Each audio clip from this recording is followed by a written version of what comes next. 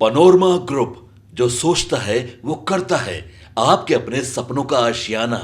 नमस्कार, मेरा नाम ज्ञानेश्वर है और आपने देखना शुरू किया है लाइव सिटीज। मेरे साथ रोज की तरह दिल्ली से जुड़ रहे हैं देश के जाने माने सीनियर जर्नलिस्ट अजीत द्विवेदी जी।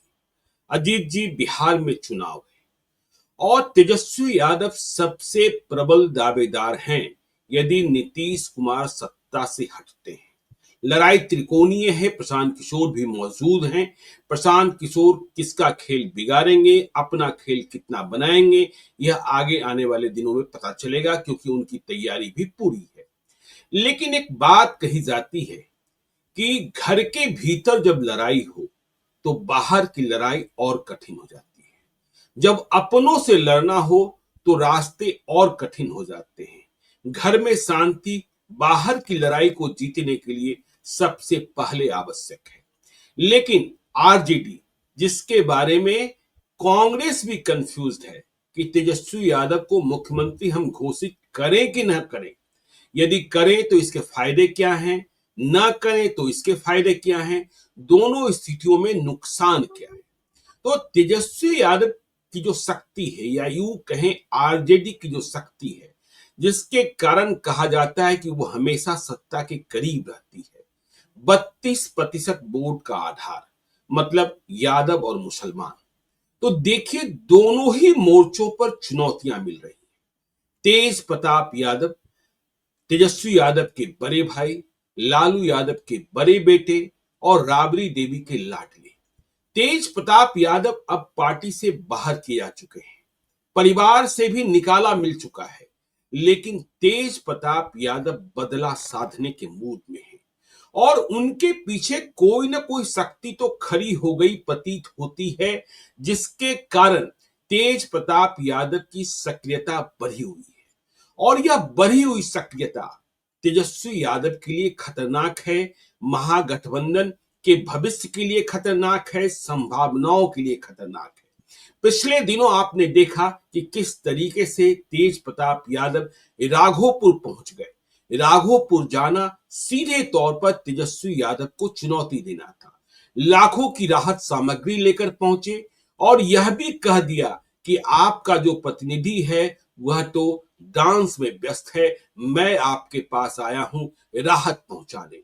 तो देखिए, तेजस्वी यादव अब इस परिस्थिति से कैसे निपटेंगे। 2019 का लोकसभा चुनाव याद है कि तेज प्रताप यादव के कारण जहानाबाद में सुरेंद्र यादव कैसे चुनाव हार गए थे।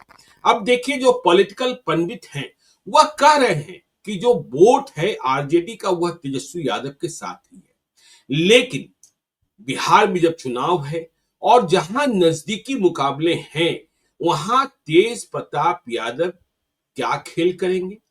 देखिए, हम जिस विधानसभा क्षेत्र की बात करते हैं जहां यादवों की आबादी ही अधिक है, या यूं कहें कि यादवों का वर्चस्व ही अधिक है, लेकिन आरजेडी ने इतने नेता पैदा किए हैं कि उनमें समानता नहीं है, एकमत नहीं है। यादव ही एक दूसरे को चुनौती दे रहे हैं और टिकट देने का फैसला किसी एक को कितना दुर्गम होता है, कितना कठिन होता है, हम सभी जानते हैं। और 5 साल का इंतजार करना कोई चाहता नहीं है। तो खतरा इस बात का पैदा हो रहा है कि तेजस्वी ने टिकट नहीं दिया, लालू यादव ने टिकट नहीं दिया, मतलब आरजेडी ने नहीं दिया, और तेज प्रताप यादव ने टिकट भी दे दिया, संसाधन भी दे दिया, संसाधन की बात भी शुरू हो गई है। तो फिर जो टिकट के दावेदार हैं, जिन्हें आरजेडी से टिकट नहीं मिला और वे यादव हैं या मुसलमान हैं, तो फिर वे कितने मतों का नुकसान पहुंचा देंगे। क्योंकि पार्टी के इतर भी जो दावेदार होते हैं, उम्मीदवार होते हैं, उनकी एक अपनी पहचान होती है। और फिर नजदीकी मुकाबले में देखिए, बेलागंज का चुनाव, उपचुनाव याद रखा जाना चाहिए। सुरेंद्र यादव का बेटा और सामने से मनोरमा देवी। ठीक है, वहां खेल बिगाड़ा प्रशांत किशोर ने, लेकिन ऐसा भी नहीं हुआ कि यादव मतों का विभाजन नहीं हुआ। और सबसे बड़ी गवाही तो रामगढ़ विधानसभा का उपचुनाव है, जहां जगदानंद सिंह के बेटे चुनाव हार गए, तीसरे स्थान पर रहे, और यादवों ने वहां गुस्से में जब टिकट नहीं मिला तो बसपा के उम्मीदवार को मत प्रदान कर दिया। तो तेज प्रताप यादव का यह खतरा घर के भीतर की लड़ाई का खतरा। आपने देखा था दूरी कितनी बढ़ गई कि रक्षा बंधन में बहनें राखी बांधने तक नहीं पहुंची। हालांकि तेज प्रताप यादव ने सफाई दी कि राखी आई थी, लेकिन मैं व्यस्त था, मैं बहनों के पास नहीं जा पाया था। लेकिन सच्चाई क्या, और तेजस्वी यादव से बदला लेने के मूड में तेज प्रताप यादव दिखाई पड़ रहे हैं। दूसरी ओर देखिए, जो ओवैसी की पार्टी है AIMIM, हम 14% से इतर 18% मुसलमानों के मत की ओर चलते हैं। वह रोज कह रही है, यह भी देखिए पोजिशनिंग है, कि आप मुझे महागठबंधन में शामिल कर लो। 5 सीटों की बात तक हुई कि शामिल कर लो, हम आपका कुछ नहीं बिगाड़ेंगे। लेकिन यदि शामिल नहीं किए तो फिर क्या होगा। और बात इतनी दूर तक पहुंच गई है कि कल AIMIM वाले लालू यादव के बंगले पर ढोल नगाड़े के साथ पहुंच गए थे कि मुझे शामिल करो, मुझे शामिल करो, मुझे शामिल करो। लेकिन फाटक नहीं खुला, वहां से सभी लोग पैदल कर दिए गए। और जो ग्राउंड रिपोर्ट्स आ रहे हैं, देखिए लाइव सिटीज की टीम, बड़ी टीम, करीब 10 रिपोर्टर बिहार का भ्रमण कर रहे हैं। वह कह रहे हैं कि आप यह नहीं कह सकते, उनकी रिपोर्ट है कि ओवैसी की मौजूदगी नहीं है। ओवैसी की मौजूदगी मुसलमानों में है, और यदि तेजस्वी यादव के साथ बात नहीं बनती है तो ये भाजपा वालों से, एनडीए वालों से लड़ेंगे कैसे। यह तो अपने ही घर में अपनों से ही, जिनके बूते सरकार बनाने की योजना है, जो प्लानिंग है, वह खत्म होती दिखाई पड़ रही है, संभावनाएं छीन होती दिखाई पड़ रही है। तो इन दोनों स्थितियों परिस्थितियों पर अजीत जी आप क्या सोचते हैं, और क्या महसूस कर रहे हैं, कितना खतरा है, और इससे बचने का कोई रास्ता है क्या? आपको क्या दिख रहा है? कोई पॉलिटिकल कॉन्स्पिरेसी थ्योरी की ओर भी हम लोग चलेंगे। अजीत जी, आगे आपकी टिप्पणी। देखिए ज्ञानेश्वर जी, एक तो तेज प्रताप पर ही पहले चर्चा करनी है हम लोगों को। आपने उनके बारे में बताया, उनके साथ दूरी कितनी बढ़ी हुई है और क्या कितना पोटेंशियल थ्रेट है आरजेडी के पूरे इंडिया ब्लॉक के, आरजेडी का पूरे इंडिया ब्लॉक के की पॉलिटिकल राजनीतिक संभावनाओं के लिए कितनी बड़ी चुनौती है।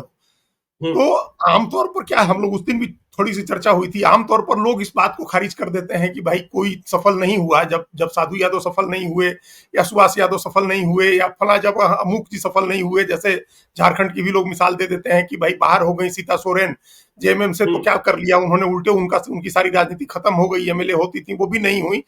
तो ऐसी कई, शिवपाल यादव ने क्या बिगाड़ दिया, वहां उत्तर प्रदेश में अल्टीमेटली लौट के आना पड़ा। तो ये एक जनरलाइज स्वीपिंग स्टेटमेंट होता है किसी को खारिज कर देने के लिए कि उनका इंपैक्ट नहीं है, उनका कोई असर नहीं होगा। लेकिन अब उस तरह से राजनीति को आप उस नजरिए से देखिएगा तो आप एक लाइन में खारिज कर दीजिए कि तेज प्रताप का कोई असर नहीं होगा। ये ठीक भी बात है कि 243 सीटों पर असर डालने की स्थिति तेज प्रताप यादव की नहीं है, दूसरे किसी भी यादव नेता की, जो कोई भी राजनीति अगर कर रहा है आरजेडी के इतर जाकर के आरजेडी के विरोध में, तो उसके लिए नहीं है संभावना। लेकिन अब राजनीति उस तरह से नहीं होती है। जो जो जो जो व्यक्ति अलग होता है वो भी ये नहीं सोचता है कि हम 243 सीटों पर उम्मीदवार खड़ा करके हरवाएंगे, नहीं, तेज प्रताप यादव ये नहीं सोच रहे हैं। और आप जो साजिश थ्योरी की बात कर रहे हैं, अगर कोई फोर्स उनके पीछे है जो उनकी मदद कर रही है, तो उसका भी लक्ष्य 243 सीटों पर तेज प्रताप का इस्तेमाल करने का नहीं है।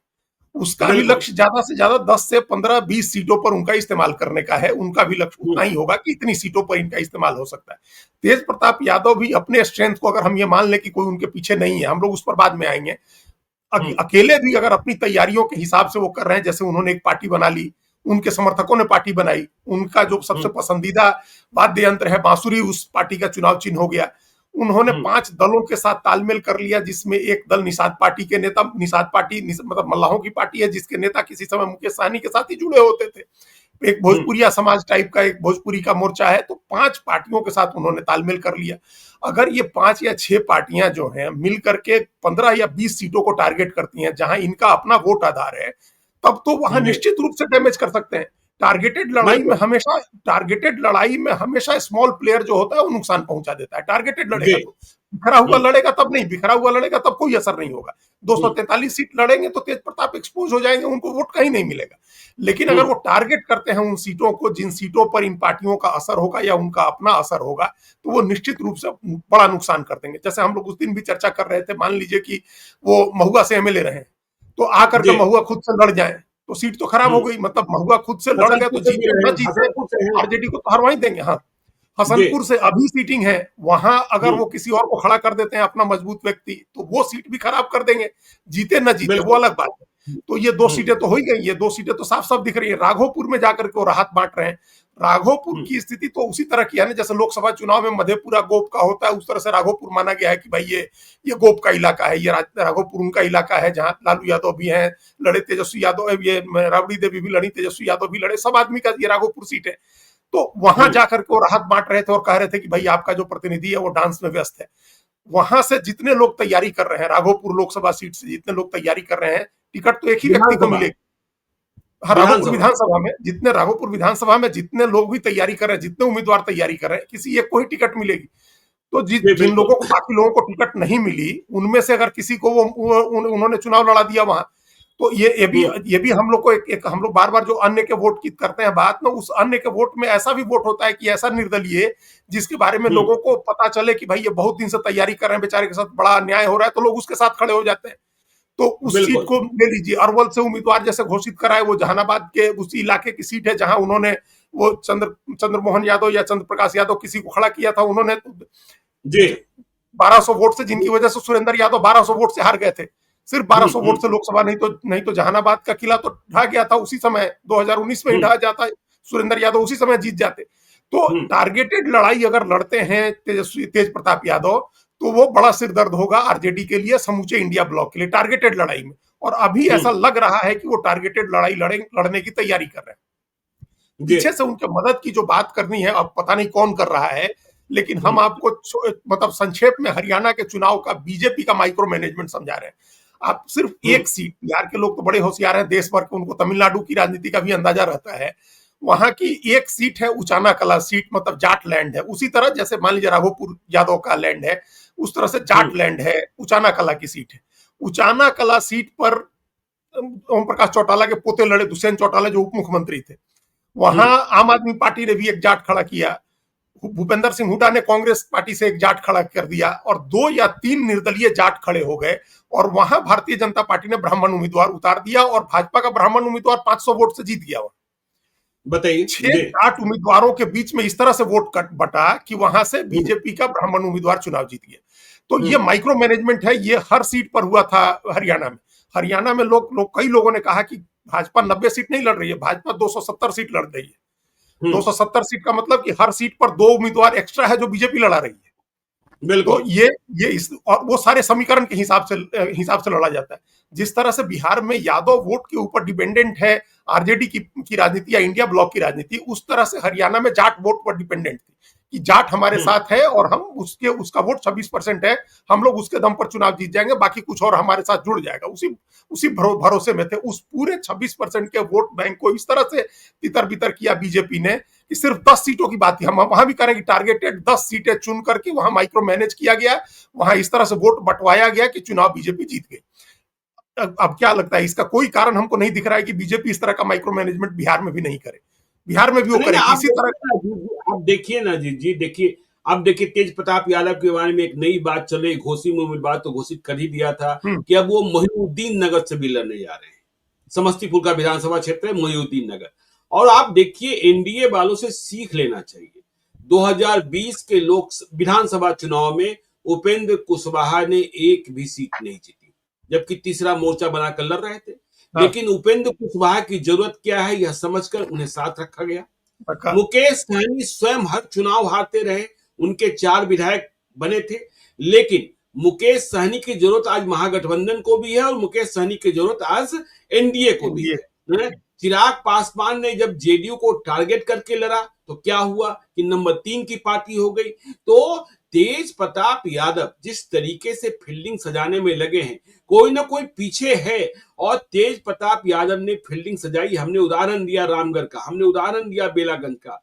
तो फिर जहां नजदीकी मुकाबले हैं, अब यदि आप देखिए ना कि यदि आप यह फैसला करने चल रहे हैं कि दानापुर में रीतलाल यादव का टिकट कट भी सकता है, तो फिर रीतलाल यादव तो मानेंगे नहीं, रीतलाल यादव की पत्नी चुनाव लड़ेंगी। तो अब जो यह बात थी कि यादव मतलब लालू यादव, मतलब तेजस्वी यादव, वह बात भी टूटती दिखाई पड़ रही है। और यह बात रामगढ़ में साफ तौर पर टूट गई कि आपने टिकट दिया जगनाथ सिंह के बेटे को, तो वहां यादव रिबेलियन हो गए। तो यादव रिबेलियन होने के लिए तैयार है क्षेत्रों में, क्योंकि वहां स्थानीय छत्र तैयार हो गए। और अब तो आपके बड़े बेटे ही एक नया मोर्चा बनाकर आपके सामने खड़े हो गए।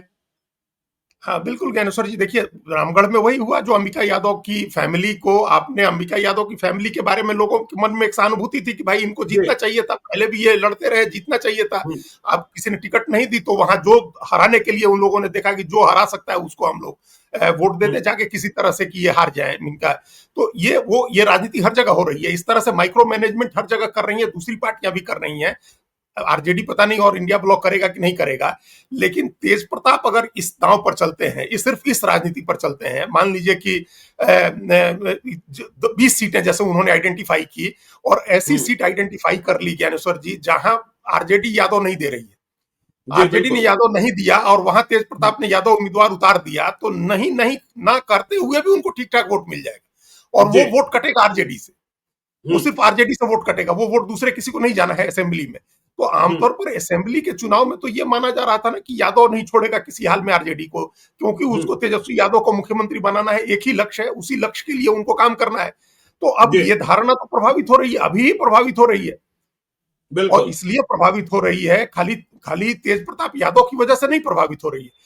भारतीय जनता पार्टी भी छोड़ नहीं रही है कि यादव वोट हम पूरी तरह से छोड़ दिए, हम उनकी भी राजनीति चल रही है, उनके यहाँ भी नित्यानंद राय को लेकर के एक धारणा बनाई जा रही है, भूपेंद्र यादव आ जा रहे हैं, अभी भी बीजेपी भी यादव की राजनीति नहीं छोड़ रही है। और नित्यानंद राय डंके की चोट पर कह रहे हैं, नित्यानंद राय ने हमारे और आपके साथ बातचीत में ही कहा कि राघोपुर में ही तेजस्वी यादव को हरा देंगे। हाँ, राघोपुर में तेजस्वी यादव को हरा देंगे। और एक नई चुनौती है, जेन जी वाली चुनौती है। देखिए जो ग्राउंड रिपोर्टर्स हैं, जो विधानसभा क्षेत्रों से लौट रहे हैं, वह कह रहे हैं कि यादव में भी ऐसे लड़के हैं जिनके हाथों में मोबाइल है, जो पढ़ लिख गए हैं। वह कह रहे हैं कि नहीं, हमें प्रशांत किशोर चाहिए, संख्या चाहे जितनी हो। हाँ, संख्या चाहे जितनी हो, तो छेद कई जगहों पर है।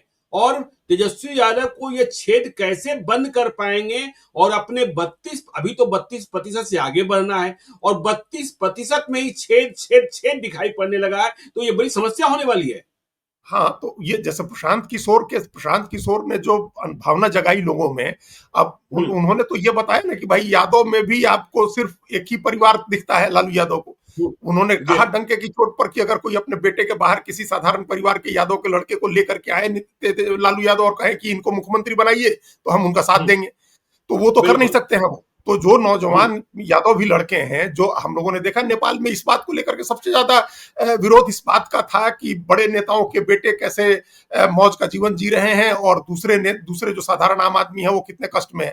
तो यादव भी तो नौजवान देख रहे होंगे ना कि भाई आप हवाई जहाज में जन्मदिन मना रहे हैं और सिंगापुर में लालू यादव का इलाज हो रहा है, बच्चा आपका कलकत्ता में पैदा हो रहा है। ये जो सोशल मीडिया की बात हम बता रहे हैं, जो ये सब चीजें जो चीजें लोग कर रहे हैं, छुट्टी मनाने आप जाते हैं लंदन और सिंगापुर, तो ये सब चीजें दूसरा यादव के नौजवानों में भी तो लग रहा होगा कि भाई हम क्यों नहीं कर सकते हैं, हम भी आगे आए। तो वो उनमें एक महत्वाकांक्षा जगी है और ये महत्वाकांक्षा जगाने में प्रशांत किशोर की सबसे बड़ी भूमिका है।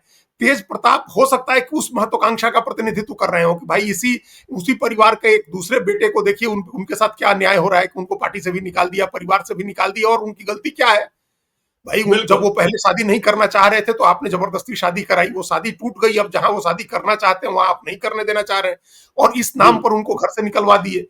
तो ये बातें हो सकता है कि उनके प्रति एक यादव के नौजवानों के मन में ही एक सहानुभूति पैदा करे तेज प्रताप के मन में। ये भी तेज प्रताप के लिए एक संभावना ये भी है। इसके अलावा इमोशनल चीजों को छोड़ दें तो हार्डकोर पॉलिटिकल रियलिटी तो यही है ना कि हर सीट पर एक नहीं, दो नहीं, चार नहीं, 10-10 यादव उम्मीदवार तैयार खड़े हैं और आप कितनों को मना लीजिएगा, आप उसमें से 10-5 को मना लीजिएगा, 2 तो फिर भी लड़ने को तैयार होंगे। अगर उनके में से एक के पीछे तेज प्रताप खड़े हो गए तो वो जो डैमेज करेंगे वो बड़ा डैमेज होगा। उस डैमेज को जो कंट्रोल करने की चीज है ज्ञानेश्वर जी, वो यही है कि कांग्रेस के सबसे बड़े नेता राहुल गांधी खड़े होकर के कहें कि भाई तेजस्वी यादव मुख्यमंत्री बने। उससे डैमेज कंट्रोल काफी हद तक हो सकता है। कि अगर कांग्रेस के सबसे राहुल गांधी आकर के कहें, और उनके साथ बाकी लोग तो कह ही रहे हैं, लेफ्ट को कोई दिक्कत नहीं है, मुकेश सहनी को कोई दिक्कत नहीं है, अगर राहुल गांधी इस बात की घोषणा कर दें कि तेजस्वी यादव ही मुख्यमंत्री बनेंगे, तब ये जो यादव वोट बिखरने का जो खतरा अभी दिख रहा है वो काफी कम हो जाएगा, सब्सटेंशियली कम हो जाएगा। क्योंकि अभी तो कंफ्यूजन यादव मतदाताओं के मन में ये भी लगा हुआ है ना कि हम तेजस्वी के पीछे ही खड़े रहे हैं, दूसरे लोगों को छोड़ दें, हम लोग अपना कैंडिडेट नहीं चुने, अपनी संख्या नहीं बढ़ाए, और कहीं फिर पोलराइज हो गया चुनाव 2010 की तरह, और तेजस्वी आरजेडी की पार्टी 22-24 सीट की पार्टी रह गई, या 25-30 की ही पार्टी रह गई, 40 की पार्टी रह गई, तो हम लोग क्या करेंगे, क्या भविष्य होगा। तो ये बात उनके मन में तो आती होगी ना, कि जो यादव समाज के मन में, तो वो भी चाह रहे हैं कि तेजस्वी यादव के नाम की घोषणा हो जाए। अगर घोषणा नहीं होती है, तब इनका ये जो वोट बिखरने का खतरा है, जो छेद आप बता रहे हैं ज्ञानेश्वर जी, ये छेद बड़े हो जाएंगे, कई और छेद हो जाएंगे, और फिर तब सब सिर्फ तेज प्रताप का यादव उम्मीदवार वोट नहीं काटेगा यादव का। ये जो हम लोग कहते हैं बार बार कि बाकी सभी जातियों में क्या है, वोट की राजनीति खुदरा हो गई है। खुदरा दुकान का मतलब कि जो पार्टी एक उम्मीदवार उतारेगी, उस पार्टी को वोट मिलेगा, उस उम्मीदवार को वोट मिल जाएगा, उम्मीदवार के नाम पर आजकल कास्ट का वोट पहले जा रहा है। तो वो यादव के साथ भी होने लगेगा।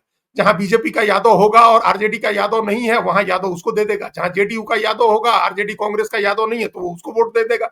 जो ट्रेंड हम लोग लोकसभा में देखते हैं, वो ट्रेंड विधानसभा में भी दोहरा दिया जाएगा। लोकसभा में हम लोग ये ट्रेंड इसलिए देखते हैं क्योंकि तेजस्वी को प्रधानमंत्री नहीं बनना है। अगर यहां भी कह दिया गया कि मुख्यमंत्री नहीं बनना है, तब तो वही स्थिति हो जाएगी। इस ट्रेंड की बात कर रहे हैं। देखिए, भोजपुर में एक विधानसभा क्षेत्र है संदेश। हम कहते हैं कि ये दुर्ग है, किला है अरुण यादव का, लेकिन कहां कोई मानने को तैयार है। अरुण यादव के ही एक परिवार का सदस्य अरुण यादव की सत्ता को, अरुण यादव के किले को चुनौती देने के लिए तैयार बैठा है। और नीतीश कुमार जो चाणक्य हैं, उन्होंने जाना है कि कैसे मधेपुरा भी जीत लेना है। चाहे शरद यादव से जीता, चाहे दिनेश चंद्र यादव से जीता, वे तो इतना ही जोड़ते हैं कि अति पिछड़ी जातियों का वोट, बीजेपी का वोट, और जो उम्मीदवार हो अपने बूते कम से कम थोड़ा बहुत वोट ले ले यादवों का। हाँ, जैसे नित्यानंद राय जीतते हैं। तो अब देखिए, संदेश में भी राधा चरण शाह की बात चल रही है, लेकिन जेडीयू ने एक यादव उम्मीदवार भी तलाश लिया है, जिसने अपने बूते कुछ वोट हासिल किए थे। तो बबन यादव, डॉक्टर बबन यादव को शामिल कराया गया है। तो उसी समीकरण पर काम एनडीए में भी चल रहा है कि भाई हमारा वोट, तुम्हारे बूते अपना कुछ वोट ले लो, तो फिर हम जीत जाएंगे। भाई ये बात ज्ञानेश्वर जी, हम लोग देख रहे हैं कि आरजेडी इंडिया ब्लॉक इस राजनीति पर काम कर रहा है कि हम लॉ कुछ समीकरण को ब्रेक कर देंगे, हम कुछ लॉ कुछ लड़ा देंगे, हम कुछ अति पिछड़ा लड़ा देंगे, और उसका अगर वो थोड़ा बहुत भी वोट ले आएगा, तो हमारा यादव मुसलमान का वोट उसके साथ प्लस हो जाएगा, हम उसको वो चुनाव जीत जाएगा। और इस राजनीति के लिए हम लोग सुन रहे हैं कि आरजेडी यादव सीटें कम करेगी, मतलब सब्सटेंशियली कमी ले आई जाएगी, जितना पहले यादव लड़ते थे उससे कम लड़ाएंगे। तो ये तो फिर दोहरी मार हो जाएगी। आप एक तरफ उसके वोट में सेंध लगाने जा रहे हैं, दूसरा आपके वोट में सेंध लग जाएगा। अगर आप नंबर्स भी कम कर देते हैं, यादव उम्मीदवारों की संख्या आपके यहाँ कम हो जाती है, पहले के मुकाबले कम हो जाती है, आपको मुख्यमंत्री पद का दावेदार नहीं घोषित किया जाता है, जैसा कृष्णा अलावरू ने कह दिया कि सीएम डिप्टी सीएम का फैसला चुनाव के बाद होगा, बिहार की जनता करेगी। तो मान लीजिए कि अगर आपको सीएम भी घोषित नहीं किया गया और आपने अपनी पार्टी से उम्मीदवार भी कम कर दिए यादव के, तेज प्रताप यादव किसी की बैकिंग से, जो माइक्रो मैनेज कर रहे हैं उन लोगों की बैकिंग से, अगर अपने 20 उम्मीदवार उतार देते हैं, उसमें 15 यादव हो, बाकी मल्लाह हो, जो आपके समीकरण का वोट है उस समीकरण का उम्मीदवार उतार देते हैं, और जेडीयू, बीजेपी और उनके सहयोगी घटक दल जो है वो ज्यादा यादव उतार देते हैं, फिर तो ये संभालना मुश्किल हो जाएगा। फिर तो कैसे संभालेंगे आप इस बात को। 2019 याद कीजिए ना जी, 2019 याद कीजिए। खगड़िया आपने यादव का टिकट काटा, आपने मुकेश सहनी को उम्मीदवार बनाया लोकसभा चुनाव में। परिणाम क्या निकला? वहां महबूब अली कैसर जीत गए, और महबूब अली कैसर को यादवों का मत नहीं मिला था। ऐसी बात नहीं मिला, यादवों का मत भी मिला और मुसलमानों का भी मत मिला। तो ये जो समीकरण है ना, तो अभी आपने 2024 में वहां कुशवाहा बनाया सीपीएम को लेकर के, तो यादव क्या किए नहीं किए, वहां राजेश वर्मा चुनाव जीत गए। तो दोहरी मार का जो खतरा है ना, वो बहुत जबरदस्त खतरा है। ये स्ट्रेटजी तो दोधारी तलवार की तरह है। आप अगर काटने जाइएगा तो उधर से भी सेम स्ट्रेटजी बन रही है, उधर से भी मैनेजमेंट, माइक्रो मैनेजमेंट करने वाले ज्यादा लोग बैठे हुए हैं। तो इसको कंट्रोल करने का तरीका तो ज्ञानेश्वर जी ये है कि किसी तरह से कांग्रेस से बात करके तेजस्वी यादव को सीएम कैंडिडेट घोषित कराया जाए। अगर तेजस्वी सीएम कैंडिडेट घोषित हो जाते हैं, तब तो एक लेवल पर चीजें उनके कंट्रोल में आ जाएंगी, मतलब काफी कंट्रोल में आ जाएंगी। तब यादव समाज एक उनके लिए खड़ा होगा कि भाई मुख्यमंत्री बनाना है, कैंडिडेट मत देखो। अगर नहीं घोषित होते हैं, तब फिर उनके साथ बहुत मुश्किल होगी, बहुत सारे छेद उनके बने रहेंगे। इसी तरह से दूसरा काम उनको करना है कि किसी तरह से तेज प्रताप यादव को मनाना होगा, चाहे बिल्कुल। परिवार मिलकर के मनाए, राबड़ी देवी मनाए, लालू यादव मनाए, किसी तरह से उनको मनाना होगा। देखिए, तेज प्रताप ने कोई ऐसा अपराध तो किया नहीं है भाई। अपराध क्या है उनका भाई? वो एक एक एक लड़की के साथ उनकी तस्वीरें आई, मान लीजिए शादी करने के फेरे लेने की ही तस्वीरें, वीडियोज आई, उनकी ऑथेंटिसिटी तो नहीं जांच की गई है ना, सही है गलत है, और सही भी है तो उनका उनका तलाक होने वाला है, उनकी आप शादी कराइए। यहाँ तो पॉलिटिकल मैच मेकिंग होती है। लोग प्राचीन काल से, हम लोग महाभारत रामायण के समय से देखते हैं कि लोग अपनी लड़ाइयां जीतने के लिए, राज जीतने के लिए विवाह के संबंधों का सहारा लेते थे। तो तेज प्रताप ने कोई ऐसी गलती तो नहीं कर दी है जिसकी माफी नहीं है, या जिसके लिए लोग उनके बहुत ही खिलाफ हो जाएंगे। एक पोजिशनिंग के लिए हमको लगता है, कई बार हम लोग इस बात पर चर्चा कर चुके हैं ज्ञानेश्वर जी, कि उनका जितना बड़ा अपराध था उससे ज्यादा उस अपराध को बड़ा करके एक साजिश हुई उनके खिलाफ, जिस साजिश के तहत आज वो बाहर बैठे घूम रहे हैं। तो उस साजिश को अगर मान लीजिए कुछ कॉम्प्रोमाइज ही करना है परिवार को, तो उनके साथ करके वापस ले आना चाहिए। ये दो रास्ते अभी हमको दिख रहे हैं कि आप बचा सकते हैं किला, नहीं तो तीसरा रास्ता यह है कि फिर ज्यादा से ज्यादा यादव उतारिए। फिर ज्यादा से ज्यादा आप यादव उतारेंगे तो जो दूसरी जातियों का वोट लेने की आप कोशिश कर रहे हैं, लौकुश समीकरण का, फॉरवर्ड का, वैश्य का, अति पिछड़ा का, वो आप नहीं ले सकते। तो ये तीन रास्ते हैं।